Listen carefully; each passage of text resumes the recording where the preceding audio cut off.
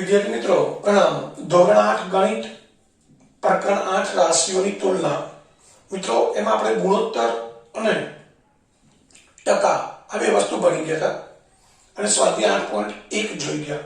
હવે ત્યારબાદ આગળ કેટલીક બાબતો આપણે ભણવાની છે એને જરા સમજી લઈએ કે સ્વાધ્યાય 8.2 માં જે પ્રકારના દાખલા આપણે શીખવાના છે એના માટે અગત્યની બાબતો પહેલા આપણે સમજી લઈએ। કેટલાક સૂત્રો છે એ સમજવું જરૂરી છે। તો પહેલું છે ટકાવારીમાં વધારો કે ઘટાડો। મિત્રો ઘણી વખત એવા દાખલા પૂછાય કે ધારો કે કોઈ વસ્તુની કિંમત 20,000 રૂપિયા એક વર્ષ પહેલા 20,000 રૂપિયા હતી। કોઈ રેફ્રિજરેટર છે, ફ્રીજ છે, એની કિંમત 20,000 રૂપિયા હતી અને એક વર્ષમાં એની કિંમતમાં 10% વધારો થયો, એટલે અત્યારે હાલ એની કિંમત 10% વધારા સાથે છે। એક વર્ષ પહેલા 20,000 કિંમત હતી, એ જ ફ્રીજની કિંમતમાં 10% વધારો થયો, તો નવી કિંમત શું થાય? તો મિત્રો અહીંયા કિંમતમાં વધારો થતો હોય, ક્યારેક ઘટાડો થતો હોય। પેટ્રોલની કિંમતમાં 10% વધારો થયો, આવું પણ આપણે રોજિંદા જીવનમાં સાંભળતા હોઈએ છીએ। ઉપરાંત છાપેલી કિંમતમાં 25% છૂટ આપવામાં આવે છે, અથવા તો 25% ઘટાડો કર્યો છે, અથવા તો ડિસ્કાઉન્ટ આપવામાં આવે છે। હમણાં દિવાળી વેકેશન ગયું તો એમાં આપણે દિવાળી પહેલા અથવા તો નવરાત્રીની અંદર અથવા ડિસેમ્બર નાતાલ આવશે, આવા તહેવારો જ્યારે આવે ત્યારે આપણે જાણીએ છીએ કે બજારમાં જે દુકાનદારો છે એ ગ્રાહકોને આકર્ષવા માટે, પોતાનો વેપાર ધંધો વધુ થાય એ માટે એ લોકો ડિસ્કાઉન્ટ આપતા હોય છે। ઘણી દુકાનો આપણે રેડીમેડ કપડાની દુકાનમાં જઈએ તો એની અંદર અમુક દુકાનમાં ફિક્સ જ હોય છે કે જે કિંમત છાપેલી હોય એના 10% તમને કિંમત ઓછી કરી આપે, એટલે 10% છૂટ આપે છે, એની કિંમતમાં 10%નો ઘટાડો કરી આપે છે, અથવા તો 10% આપણને ડિસ્કાઉન્ટ આપે છે। ઘણી વખત સેલના પણ બોર્ડ મારેલા હોય છે કે 10% સેલ, 20%, 25%। તો મિત્રો આ છૂટ, ઘટાડો, ડિસ્કાઉન્ટ આ બધું જ એ કિંમતમાં ઘટાડો દર્શાવે છે। તો એવા દાખલા આપણે ગણવાના હોય છે, તો એની અંદર શું કરવાનું? મિત્રો વધારો કે ઘટાડો જે ટકામાં આપ્યો છે, ટકા હંમેશા 100 પર ગણાય, આપણે જાણીએ છીએ। મેં હમણાં વાત કરી કે ફ્રીજની કિંમત 20,000 રૂપિયા છે અને એની કિંમતમાં 10% વધારો થયો। 10% વધારો થયો એટલે 10 રૂપિયા વધારો ગણાય, પણ કેટલી કિંમત ઉપર? 100 રૂપિયાની કિંમત હોય તો મિત્રો ટકા હંમેશા 100 પર જ ગણાય છે, એટલે જે ટકા આપ્યા છે એ 100 ની કિંમત ઉપર ગણાય। એટલે 10% વધારાનો મતલબ કે 100 રૂપિયાની કિંમત હોય વસ્તુની, તેમાં 10 રૂપિયા વધારો થાય। ફ્રીજની કિંમત કેટલી છે? 20,000 રૂપિયા। તો આપણે શું કરવું પડે? આ જે વધારો ટકામાં આપેલો છે એને શેમાં ફેરવવો પડે? રૂપિયામાં શોધવો પડે। એ કેવી રીતે શોધાય? તો આ 10 રૂપિયા વધારો છે આપણને ખબર છે, પણ કેટલી કિંમત ઉપર? 100 ઉપર। તો આપણે આ રીતનું પદ મૂકવું પડે કે 100 એ 10 રૂપિયા વધારો, તો ખરેખર ફ્રીજની કિંમત કેટલી છે મિત્રો? 20,000। 20,000 એ કેટલા? તો આપણને ફ્રીજની કિંમતમાં થયેલો વધારો મળી જાય, જે 2,000 મળશે। તો જૂની કિંમત 20,000 હતી, 20% વધારો થયો એટલે કે 2,000 રૂપિયાનો વધારો થયો, તો હવે નવી કિંમત કેટલી ગણાય? તો નવી કિંમત બરાબર મૂળ કિંમત પ્લસ કિંમતમાં વધારો। કિંમતમાં વધારો થતો હોય તો નવી કિંમત પહેલાની કિંમત કરતા વધારે હોય, અહીંયા 2,000 રૂપિયા વધારો થાય છે, તો નવી કિંમત ફ્રીજની કેટલી થાય મિત્રો? 22,000 રૂપિયા। મૂળ કિંમત 20,000 પ્લસ 2,000 વધારો। આ રીતે મિત્રો ક્યારેક કિંમતમાં ઘટાડો પણ થતો હોય, ધારો કે આ 10% ઘટાડો થયો છે, અહીંયા 10% કોઈ વસ્તુની કિંમતમાં ઘટાડો થયો છે, જેમ કે ડિસ્કાઉન્ટ આપે છે આપણને। આપણે ધારો કે 2,000 રૂપિયાનું પેન્ટ છે, એક પેન્ટની કિંમત છે 2,000 રૂપિયા અને આપણને 10% ડિસ્કાઉન્ટ આપે છે દુકાનદાર। કેટલા ટકા ડિસ્કાઉન્ટ આપે છે? 10%। તો મિત્રો આપણને ખબર પડવી જોઈએ કે કોઈ પણ રકમના 10% શોધવા હોય એટલે પાછળથી એક શૂન્ય કાઢી નાખવાની। 10% શોધવા માટે પાછળથી એક શૂન્ય કાઢી નાખો, એટલે 2,000 માંથી એક શૂન્ય કાઢી નાખો, કેટલા રૂપિયા થાય? 200 રૂપિયા। એટલે 200 રૂપિયા આપણને ડિસ્કાઉન્ટ મળે છે। તો પેન્ટની કિંમત 2,000 રૂપિયા છે, આપણને 10%નો ઘટાડો કરી આપે છે, એટલે 10% એટલે 200 રૂપિયા। ₹2000 પેન્ટ છે, પછી ₹200 ઘટાડો થયો, એટલે આપણે પેન્ટની કેટલી કિંમત ચૂકવવાની થાય મિત્રો? ₹1800. તો નવી કિંમત બરાબર શું થાય? મૂળ કિંમત માઇનસ કિંમતમાં ઘટાડો. એટલે જ્યારે કિંમતમાં ઘટાડો થાય ત્યારે એ ઘટાડો જે આપણને ટકામાં આપ્યો છે એને મિત્રો આપણે રૂપિયામાં ફેરવવો પડે. એ પણ આ જ રીતે 100 એ 10 તો 2000 એ કેટલા? આ ₹10 શું છે? કિંમતમાં ઘટાડો, અને આ કિંમત છે. 100 એ ₹10 ઘટાડો, કારણ કે ઘટાડો કેટલા ટકા છે? 10%. ટકા હંમેશા 100 પર ગણાય, એટલે 100 એ ₹10 ઘટાડો તો 2000 એ કેટલો? તો ₹200 આપણને જવાબ મળે. એટલે કિંમતમાં ₹200 નો ઘટાડો થયો. મૂળ કિંમત કેટલી છે? 2000. ઘટાડો કેટલો થયો? ₹200. તો એ પેન્ટની નવી કિંમત જે આપણે ચૂકવવાની છે એ કેટલી થાય મિત્રો? ₹1800 થાય. તો આ રીતે કોઈ પણ વસ્તુ છે એ કિંમતમાં વધારો કે ઘટાડો જે ટકામાં આપેલો હોય તો એના આધારે આપણે નવી કિંમત શોધવાની હોય છે. એવા દાખલા આવતા હોય છે. ત્યારબાદ વળતર. મિત્રો વળતર પણ એક પ્રકારનું ડિસ્કાઉન્ટ જ છે. તો વળતર એ વસ્તુની છાપેલી કિંમતમાં આપેલો ઘટાડો કે ડિસ્કાઉન્ટ છે. વળતર એટલે વસ્તુની છાપેલી કિંમત છે. આપણે કોઈ પણ વસ્તુ લેવા જઈએ તો દુકાનદાર એની પર છાપેલી કિંમત જે હોય એ આપણી પાસેથી લે છે. પરંતુ વળતર એ શું છે?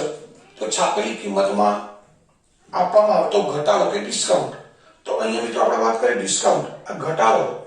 આ વળતર એક પ્રકારનો ઘટાડો જ છે. અહીં આપણે જે કિંમતમાં ઘટાડાની વાત કરી તો વળતર શું છે? કિંમતમાં થતો ઘટાડો.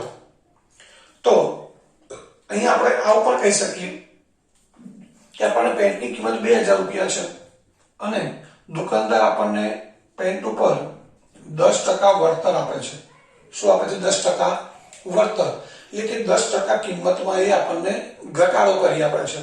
તો આપણે હમણાં જોયું એમ 2000 નું પેન્ટ છે, 10% લેખે ₹200 ઘટાડો થાય તો આપણને એ પેન્ટ મિત્રો કેટલા રૂપિયામાં પડે? ₹1800. તો વળતર શા માટે આપે છે દુકાનદાર? તો વળતર એ ગ્રાહકોને વસ્તુઓ ખરીદવા માટે આકર્ષવા કે વસ્તુનું વેચાણ વધારવા માટે આપવામાં આવે છે. દુકાનદારો જે વળતર, ડિસ્કાઉન્ટ, સેલ જે રાખતા હોય છે શેના માટે? ગ્રાહકોને વસ્તુઓ ખરીદવા માટે પોતાની દુકાને આકર્ષવા. આપણે ડિસ્કાઉન્ટ વધારે આપીએ તો સસ્તું લોકો જોઈ અને આપણે ત્યાં ખરીદવા માટે આવે, એટલે વસ્તુનું વેચાણ વધુ થાય. વેચાણ વધુ થાય તો એ દુકાનદાર છે એને નફો પણ વધુ થાય. વળતર શોધવા માટેનું સૂત્ર છે છાપેલી કિંમત માઇનસ વેચાણ કિંમત. મિત્રો આમાં દાખલા, વળતરને લગતા દાખલા કેટલી રીતના આપેલા હોય? તો ધારો કે કોઈ વસ્તુની છાપેલી કિંમત આપેલી છે, જેમ કે અહીંયા ₹2000 છાપેલી કિંમત છે પેન્ટની, ઉપર લખેલા છે 2000. આપણે જોતા હોઈએ છીએ ટેગ મારેલી હોય છે કિંમતની, અને એની પર 10% વળતર આપે છે. તો વળતર કેટલા રૂપિયા મળશે અને વસ્તુની કેટલી કિંમત શોધવી, કેટલી કિંમત આપણે ચૂકવવી પડશે, આ બંને વસ્તુ આપણે શોધી શકીએ. બે વસ્તુ શોધી શકાય. વળતર જે ટકામાં આપેલું છે એને આપણે રૂપિયામાં શોધી શકીએ, અને એ છાપેલી કિંમતમાંથી વળતર બાદ કરીએ. છાપેલી કિંમત 2000 છે, વળતર આપણને કેટલા રૂપિયા મળે છે? 10% લેખે ₹200. તો છાપેલી કિંમતમાંથી વળતર 200 બાદ કરો એટલે એ પેન્ટની વેચાણ કિંમત કેટલી થાય મિત્રો? ₹1800. દુકાનદાર માટે વેચાણ કિંમત છે, ગ્રાહક માટે ખરીદ કિંમત છે. મિત્રો ધ્યાનથી સમજો, દુકાનદાર માટે શું છે? વેચાણ કિંમત છે, ગ્રાહક માટે શું છે? ખરીદ કિંમત. એટલે આ રીતે છાપેલી કિંમત 2000 હોય એમાંથી આપણને ₹200 વળતર મળે. તો આપણે દુકાનદાર માટે એ પેન્ટની વેચાણ કિંમત થઈ ₹1800 અને ગ્રાહક માટે ખરીદ કિંમત થઈ. ઘણી વખત એવું આપેલું હોય છાપેલી કિંમત આપેલી છે અને વેચાણ કિંમત પણ આપેલી છે, તો તમને એવું પૂછે કેટલા ટકા વળતર આપ્યું હશે? છાપેલી કિંમત આપેલી છે અને ધારો કે પેન્ટની છાપેલી કિંમત ₹2000 છે અને દુકાનદાર એ પેન્ટ છે એ ₹1600 વેચે છે. કેટલા રૂપિયામાં? ₹1600. તો એ દુકાનદાર કેટલા ટકા વળતર આપશે? ટકામાં પૂછી લો વળતર મિત્રો.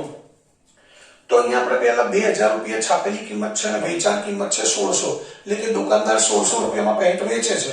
તો વળતર કેટલું થયું? તો વળતર આપણને કેટલું મળશે? છાપેલી કિંમત માઇનસ વેચાણ કિંમત. છાપેલી કિંમત છે ₹2000, વેચાણ કિંમત છે ₹1600, એટલે વળતર કેટલું થયું મિત્રો? ₹400. આ વળતર આપણને રૂપિયામાં મળ્યું. પણ આપણને વળતર ટકામાં શોધવાનું પૂછ્યું છે. તો શું કરવાનું? ટકા શેની પર શોધાય મિત્રો? 100 ઉપર. આ 400 રૂપિયા વળતર મળ્યું એ કેટલી પેન્ટની કિંમત ઉપર? 2000 ઉપર. 2000 નું પેન્ટ હતું એટલે એમાંથી આપણને કેટલા રૂપિયા વળતર મળ્યું? 400. તો મિત્રો હવે આપણે પદ કયું મૂકવું પડે કે 2000 એ 400 રૂપિયા વળતર. તો ટકા શોધવા છે, ટકા શેની પર શોધાય? 100 ઉપર. 100 એ કેટલું? 2000 એ, કારણ કે 2000 નું પેન્ટ છે એમાંથી આપણને 400 રૂપિયા વળતર મળે છે, એટલે આ વળતર છે રૂપિયામાં છે, આપણે ટકામાં શોધવું છે. તો 2400 તો 100 એ કેટલા? તો આપણે આવું કરી શકીએ 100 ગુણ્યા 400 છેદમાં 2000.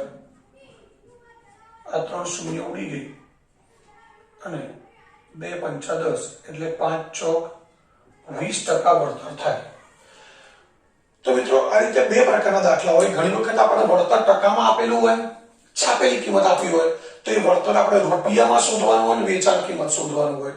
કેટલીક વખત વેચાણ કિંમત અને છાપેલી કિંમત આપેલી હોય અને વળતર આપણે ટકામાં શોધવાનું હોય. તો આ રીતે આપણે વળતર શોધી શકીએ. હવે ત્યારબાદ નફો કે ખોટ. મિત્રો કોઈ પણ વ્યક્તિ છે એ કોઈ પણ ધંધો કરતો હોય તો એ નફો મેળવવાની ગણતરી જ ધંધો કરતો હોય. ધંધાનો મુખ્ય હેતુ છે નફો મેળવવાનો, પણ કેટલીક વાર ખોટ પણ જતી હોય છે. તો ખાસ યાદ રાખવાનું છે કે નફો કે ખોટ એ હંમેશા વસ્તુની મૂળ કિંમત, જેને આપણે ખરીદ કિંમત કહીએ છીએ, જે વસ્તુ આપણે ખરીદીએ છીએ. ધારો કે મિત્રો આ પેન મેં 25 રૂપિયામાં ખરીદી છે. પેનની ખરીદ કિંમત અથવા પેનની મૂળ કિંમત 25 રૂપિયા છે. હવે આ પેન હું 30 રૂપિયામાં વેચું છું. આપણને ખબર છે દુકાનદાર હોલસેલમાં જ્યાંથી વસ્તુ લાવે છે એ જે ભાવે લાવે એના કરતા આપણને વધારે કિંમતે આપે તો જ નફો થાય. આપણે 2000 નું પેન્ટ હોય તો દુકાનદાર 2000 માં લાવીને 2000 માં આપણને ના આપે. એને 1000 કે 1200 રૂપિયામાં પેન્ટ પડતું હોય અને 2000 માં વેચે તો એને નફો થાય. તો પેનની મૂળ કિંમત છે 25 રૂપિયા, વેચાણ કિંમત છે 30 રૂપિયા. તો મિત્રો મૂળ કિંમત કરતા વેચાણ કિંમત વધુ હોય એટલે શું થાય એ આપણે સમજી શકીએ છીએ. તો અહીંયા આપણને મળશે નફો. નફો કેટલો મળશે? તો વેચાણ કિંમત માઇનસ મૂળ કિંમત, એટલે વેચાણ કિંમતમાંથી મૂળ કિંમત બાદ કરીએ. 30 રૂપિયા માઇનસ 25 રૂપિયા એટલે કેટલા રૂપિયા નફો થયો મિત્રો? 5 રૂપિયા. મૂળ કિંમત 25 રૂપિયા છે, 30 રૂપિયામાં વસ્તુ વેચી છે, તો નફો કેટલા રૂપિયા થયો? 5 રૂપિયા. આ રૂપિયામાં નફો મળ્યો. આપણે એ નફો ટકામાં શોધવો છે. તો ટકા કોની પર શોધાય? 100 ઉપર. હમણાં વાત કરી હતી એમ કે નફો કે ખોટ કઈ કિંમત ઉપર મળે? મૂળ કિંમત કે ખરીદ કિંમત અથવા પડતર કિંમત. પડતર કિંમત કોને કહેવાય? તો પડતર કિંમત એટલે મૂળ કિંમત પ્લસ ખરાજાત. એટલે કોઈ વસ્તુ, ધારો કે આપણે મિત્રો રેફ્રિજરેટર 20,000 રૂપિયામાં ખરીદ્યું છે અને જે દુકાનેથી લીધું છે ત્યાંથી આપણે ઘરે લાવવાનું ભાડું 500 રૂપિયા થયું, તો એ વધારાનો ખર્ચ થયો. તો એ ફ્રીજની આપણને કેટલા રૂપિયા કિંમત ચૂકવવી પડી? 20,000 પ્લસ 500 રૂપિયા ભાડું, એટલે 20,500 માં પડ્યું. તો 20,000 એ મૂળ કિંમત છે, 500 રૂપિયાનું ખરાજાત છે અથવા તો ખર્ચ છે. તો આપણને એ રેફ્રિજરેટર કેટલા રૂપિયામાં પડે? 20,500 રૂપિયામાં. તો એ પડતર કિંમત થઈ. તો જ્યારે ઘણી વખત એવું બને કે આપણે કોઈ જૂનું વાહન ખરીદ્યું છે, 30,000 રૂપિયામાં બાઇક ખરીદ્યું છે અને એમાં 6,000 રૂપિયાનો આપણે ખર્ચ કરાવીએ છીએ. 30,000 રૂપિયામાં જૂનું બાઇક લઈએ, 6,000 રૂપિયા ખર્ચ કરાવીએ, તો આપણને એ બાઇક કેટલા રૂપિયામાં પડે મિત્રો? 36,000 રૂપિયામાં. તો 30,000 મૂળ કિંમત છે, 6,000 ખરાજાત છે, તો આપણને એ બાઇક 36,000 રૂપિયામાં પડે છે. તો એ બાઇકની પડતર કિંમત આપણા માટે 36,000 ગણાય. તો અહીંયા નફો કે ખોટ હંમેશા મૂળ કિંમત અથવા પડતર કિંમત જો હોય કોઈ દાખલામાં તો પડતર કિંમત ઉપર ગણાય. તો અહીંયા આપણે મૂળ કિંમત કેટલી છે મિત્રો? 25. એમાં નફો કેટલો થયો? 5. તો આપણે આ નફો શેમાં શોધો છે? ટકામાં. ટકા શેની પર શોધાય? 100. 100 એ નફો કેટલો? તો આ રીતે મૂળ કિંમત અને વેચાણ કિંમત બંને કિંમત હોય તો આપણે નફો કે ખોટ પહેલા શોધી શકીએ. વેચાણ કિંમત વધુ હોય તો નફો થાય, વેચાણ કિંમત ઓછી હોય તો ખોટ થાય. ધારો કે પેન હું 20 રૂપિયામાં વેચું છું, 25 રૂપિયામાં ખરીદેલી છે, 20 રૂપિયા વેચું છું, તો તો મિત્રો 5 રૂપિયા નફો ના થાય શું થાય? ખોટ થાય. એ તમે સમજી શકો છો. એ ખોટ કેટલા રૂપિયા થશે? 5 રૂપિયા. તો આપણે એ ખોટ ટકામાં શોધવી છે. તો 25 5 તો 100 કેટલા? આ રીતે આપણે નફો કે ખોટ ટકામાં શોધી શકીએ. ઘણી વખત નફો કે ખોટ ટકામાં આપેલો હોય આપણને. અહીં તો આપણે મૂળ કિંમત વેચાણ કિંમત ઉપરથી નફો શોધવાની વાત થઈ. ઘણી વખત નફો આપેલો હોય કે ભાઈ વસ્તુની મૂળ કિંમત છે 25 રૂપિયા અને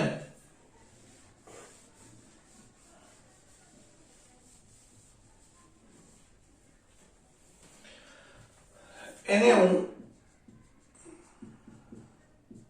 10% નફો લઈને વેચું છું. કેટલા ટકા નફો લઉં છું? 10%. તો એ વસ્તુની વેચાણ કિંમત શું હોય? તો મિત્રો એના માટે શું કરવું પડે? આપણને ખબર છે કે વેચાણ કિંમત એટલે શું? વેચાણ કિંમત એટલે મૂળ કિંમત પ્લસ નફો. તો મૂળ કિંમત તો આપણી પાસે છે 25 રૂપિયા, એમાં નફો ઉમેરવાનો, પણ નફો 10 નથી ઉમેરવાનો મિત્રો, આ ટકા છે. આપણે જે નફો ઉમેરવાનો છે રૂપિયામાં શોધીને પછી ઉમેરવાનો છે. તો આ નફો જે 10% છે એને શેમાં મિત્રો ફેરવવા પડશે? રૂપિયામાં. આટલું ખાસ યાદ રાખવાનું. એ કેવી રીતે ફેરવાય? તો 10% છે, ટકા શેની પર ગણાય? 100 પર. તો એ 100 એ 10. તો ખરેખર અહીં મૂળ કિંમત આપણે લઈએ છીએ, પરંતુ 10% નફો ક્યારે થાય? જ્યારે વસ્તુની મૂળ કિંમત 100 હોય ત્યારે. હકીકતમાં વસ્તુની મૂળ કિંમત 100 નથી, પણ આ નફો 10% છે. તો જ્યારે ટકા હોય ત્યારે મૂળ કિંમત આપણે 100 જ લેવી પડે. અને ખરેખર પેનની મૂળ કિંમત કેટલી છે મિત્રો? 25. તો 25 એ કેટલા? આ રીતે આપણે ગણતરી કરીએ એટલે આપણને નફો રૂપિયામાં મળે. નફો રૂપિયામાં મળી ગયો, મૂળ કિંમત આપણી પાસે છે, તો મૂળ કિંમત પ્લસ નફો કરીએ એટલે શું મળી જાય? વેચાણ કિંમત.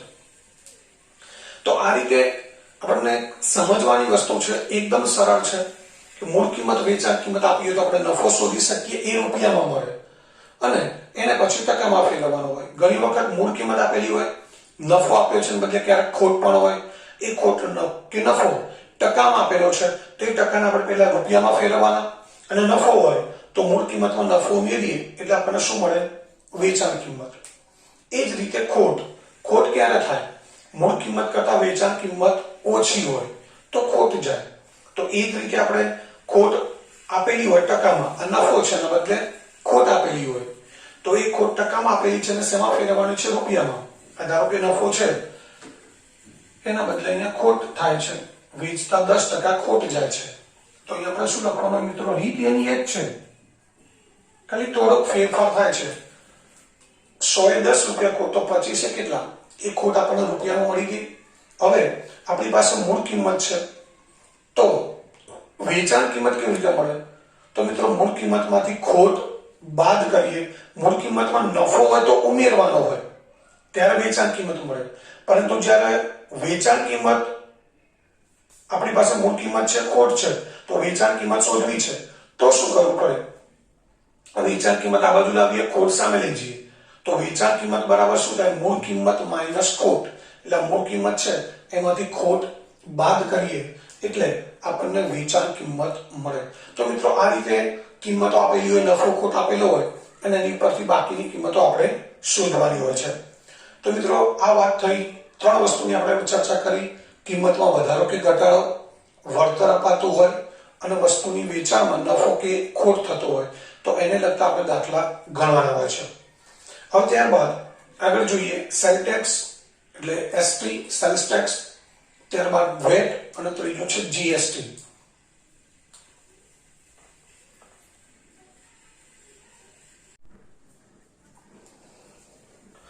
મિત્રો હવે ત્યારબાદ આગળ વાત કરીએ વેચાણ કર, જેને ટૂંકમાં એસટી અથવા સેલ્સ ટેક્સ કહેવાય. સેલ એટલે વેચવું, ટેક્સ એટલે કર, એટલે એસટી સેલ્સ ટેક્સ ના વેચાણ કર કહેવાય.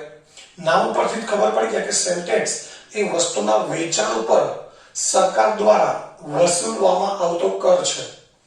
આપણે કોઈ પણ કંપની કે કોઈ પણ નાનો મોટો ફેક્ટરી છે, એ કોઈ વસ્તુ બનાવે છે અને બનાવ્યા પછી એને બજારમાં વેચવા માટે મૂકે છે. એટલે એ કંપની કે ફેક્ટરીના માલિક એ વસ્તુ મૂકે છે, બજારમાં વેચવા માટે મૂકે, એટલે એ વસ્તુ જે વેચે છે એની ઉપર એને સરકારમાં ટેક્સ ભરવો પડે. એટલે વસ્તુના વેચાણ ઉપર ભરવામાં આવતો ટેક્સ, જેને વેચાણ કર કહેવાય. મિત્રો આપણે આ પેન 25 રૂપિયામાં લઈએ છીએ, ખરીદીએ છીએ, તો આની પર દુકાનદારનો નફો હોય, હોલસેલના જે વેપારી છે એનો નફો હોય, ઉપરાંત એની પર સરકાર દ્વારા લાગવામાં આવતા જે ટેક્સ છે એ બધા ટેક્સ અંદર ઉમેરાય અને ત્યારબાદ એ પેનની વેચાણ કિંમત નક્કી થાય. આની ખરીદ કિંમત, આની વેચાણ કિંમત 25 રૂપિયા છે, પરંતુ ખરીદ કિંમત માંડ કદાચ 10 થી 15 રૂપિયા હોય. આની જે મૂળ ઉત્પાદન કિંમત, એટલે કે આ પેન 10 થી 15 રૂપિયામાં બનતી હોય, પરંતુ એની પર વિવિધ પ્રકારના ખર્ચ છે, વિવિધ પ્રકારના ટેક્સ છે. એ ઉપરાંત જે કંપનીથી ગ્રાહક સુધી વસ્તુ પહોંચે એના વચ્ચે જે હોલસેલના વેપારી હોય કે પછી ડિસ્ટ્રીબ્યુટર હોય એ બધાનો નફો આવે અને ત્યારબાદ છેલ્લે રિટેલ વેપારી એટલે જે દુકાનદાર છે આનો નફો ચડે. એટલે ત્રણ વચ્ચે વ્યક્તિઓ આવે એમનો નફો આની અંદર એડ થાય અને ત્યારબાદ એની ઉત્પાદન કિંમત, સરકારના જે ટેક્સ લાગતા હોય ટેક્સ અને વચ્ચેના ત્રણ પ્રકારના વ્યક્તિઓનો નફો એ બધું આમાં ઉમેરાય અને ત્યારબાદ આ પેનની કિંમત નક્કી થાય 25 રૂપિયા. એટલે ગ્રાહક પાસે પેન 25 રૂપિયામાં આવતી હોય છે. તો અહીંયા આપણે મિત્રો ટેક્સની વાત કરીએ છીએ કે સેલ ટેક્સ એ દુકાનદાર ગ્રાહક પાસેથી વસૂલી અને સરકારમાં જમા કરે. એટલે કે દુકાનદાર ગ્રાહક પાસે સેલ ટેક્સ લેવા માટે ઘરે નથી જતા, પરંતુ આપણે પેન ખરીદીએ છીએ તો એમાં સેલ ટેક્સ અંદર ઉમેરાયેલો હોય. 25 રૂપિયાની પેન છે તેમાં સેલ ટેક્સ ઉમેરાયેલો હોય. એટલે આપણે જ્યારે પેન 25 રૂપિયામાં લઈએ ત્યારે ધારો કે એમાં સેલ ટેક્સ 3 રૂપિયા છે, તો દુકાનદાર આપણી પાસેથી 3 રૂપિયા લઈ લે છે અને એ 3 રૂપિયા સરકારમાં જમા કરાવશે. એ દુકાનદાર જેટલી વસ્તુનું વેચાણ કરે એના વેચાણનો જેટલો ટેક્સ એને ચૂકવવાનો થતો હોય એ સરકારમાં એ જમા કરાવે. એટલે આપણી પાસેથી દુકાનદાર લેશે અને સરકારમાં જમા કરાવે અને એ વસ્તુની વેચાણ કિંમત ઉપર જ ગણાય, કારણ કે નામ છે વેચાણ કર એટલા માટે. ત્યારબાદ VAT, value added tax, VAT જેને કહેવાય મૂલ્ય વર્ધિત કર. વેટ એ વસ્તુની કિંમતમાં જ સમાવિષ્ટ હોય, એટલે વસ્તુની જે કિંમત છે એની અંદર જ સમાવેશ કરેલો હોય, એ અલગથી લગાવવામાં આવતો નથી. હવે આ બંને પ્રકારના ટેક્સ અત્યારે મિત્રો ગવર્મેન્ટે બંધ કરી દીધા છે, પણ આ તો થોડી માહિતી છે એટલે તમને સમજાવી દીધું. એનું કારણ છે કે હવે જે ટેક્સ લાગે છે વસ્તુ પર એ જીએસટી, તમે કદાચ નામ સાંભળ્યું હશે. છેલ્લા 2-3 વર્ષથી જીએસટી ઘણું બધું આપણે સાંભળવા મળે છે. વેપારીઓ ઘણી બૂમો પાડતા હોય છે કે સરકાર બહુ જીએસટી લે છે, બહુ ટેક્સ ભરવો પડે છે. એટલે જીએસટી તમે શબ્દથી પરિચિત હશો, જેનો ફૂલ ફોર્મ છે goods and service tax. Goods એટલે વસ્તુ, સામાન, એન્ડ સર્વિસ એટલે સેવા. એટલે આ 1 જુલાઈ 2017 થી ભારત સરકારે સેલ ટેક્સ, વેટ આ બધા વિવિધ પ્રકારના ટેક્સ બંધ કરી દીધા અને એના બદલે એક જ પ્રકારનો ટેક્સ લાગુ પાડેલ છે અને એ જીએસટી ના નામથી ઓળખાય છે. હવે આ જે કર છે એનું નામ છે જીએસટી. જી ફોર ગુડ્સ એટલે સામાન, વસ્તુ, એસ એટલે સર્વિસ. તો આ કર વસ્તુની કિંમત ઉપર અથવા સેવા ઉપર અથવા તો બંને ઉપર ગણાય છે, વસૂલવામાં આવે છે. હવે જીએસટી મિત્રો તમને ખબર હશે કદાચ, અથવા તો તમારા કોઈ સગા સંબંધી કે પપ્પા કોઈ નાનો મોટો બિઝનેસ કરતા હોય તો એમની જોડે થોડી ચર્ચા કરજો એટલે ખબર પડશે કે જીએસટી છે એ મોટાભાગની વસ્તુ પર અત્યારે 18% જીએસટી છે. કેટલા ટકા જીએસટી છે? 18%. હવે આ જીએસટી બે ભાગમાં વહેંચાયેલો હોય છે.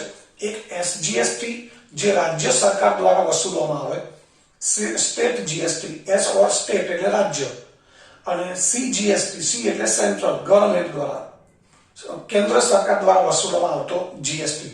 એટલે આપણે કોઈ વસ્તુ લઈએ તો એ વસ્તુની અંદર તમે જ્યારે બિલ જુઓ મિત્રો, કોઈ પણ દુકાનેથી વસ્તુ આપણે ખરીદીએ ત્યારે જે જીએસટી સાથેનું જે બિલ હોય એની વાત છે.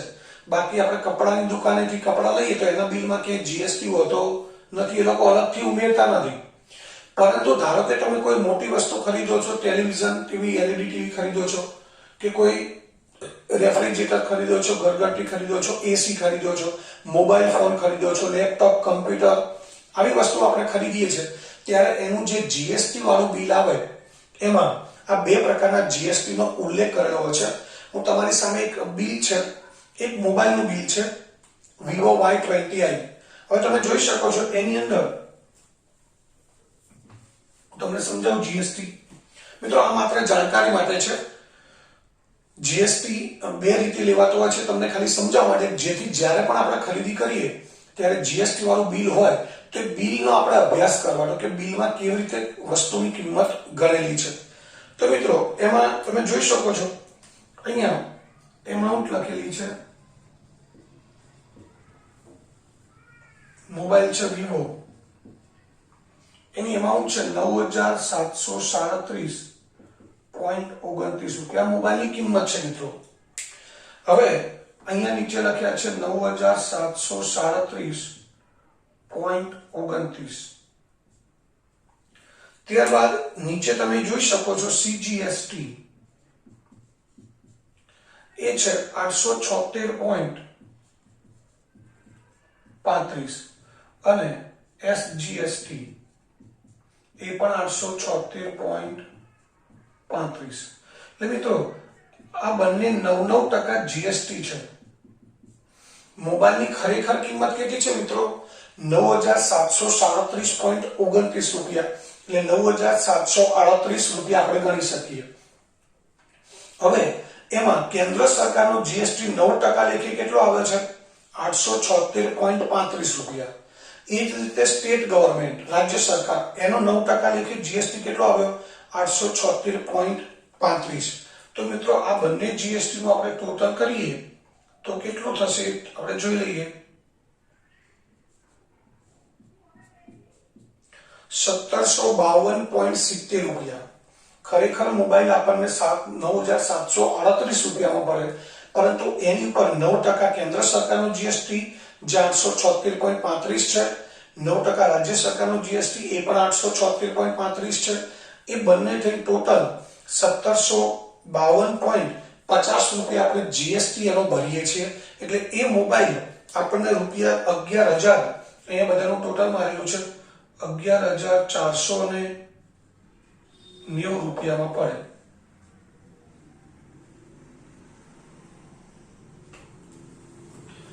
અહીંયા ખરેખર 11,489.99 થાય, પણ આપણે રાઉન્ડ ફિગર કરેલી છે. એટલે એ મોબાઈલની કિંમત છે 11,490. એટલે આપણે 11,500 રૂપિયા ગણીએ. આપણે દુકાને પૂછવા જઈએ મોબાઈલની કિંમત તો આપણને 11,500 રૂપિયા કહેતા હોય છે લોકો. એમાં હું સ્પષ્ટ નથી કરતા કે ભાઈ મોબાઈલની કિંમત આટલી છે ને આટલો જીએસટી છે, પરંતુ આપણે જ્યારે બિલ લાવીએ ત્યારે બિલમાં બધું સ્પષ્ટ લખેલું હોય છે. એટલે આ જીએસટી ની વાત થઈ.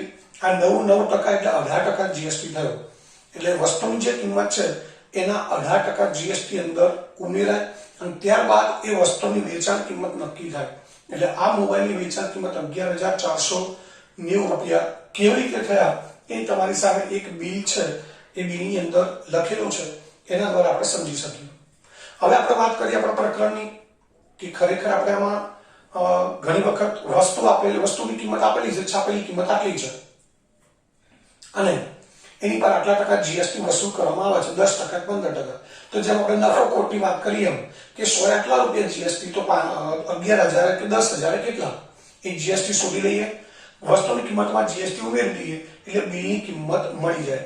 આ વસ્તુની કિંમત છે મોબાઈલની, એમાં જીએસટી ઉમેર્યો એટલે બિલની રકમ મળી ગઈ. અને બિલની જે કિંમત છે ને જીએસટી સહિતની કિંમત પણ કહેવાય છે. જીએસટી ઉમેર્યા બાદની કિંમત એટલે વસ્તુની કિંમત પ્લસ જીએસટી, જેને જીએસટી સહિતની કિંમત ગણવામાં આવે છે. તો મિત્રો આ રીતે આગળના જે સ્વાધ્યાયમાં આપણે આવા અલગ અલગ પ્રકારના દાખલાઓ સમજવાના છે. એના માટે આ જે થિયરી તમને સમજાવી છે એ બરાબર સમજી અને નોટબુકમાં પહેલા લખી દેવાની છે અને ત્યારબાદ સ્વાધ્યાય 8.2 છે એના દાખલા શરૂ કરવાના છે.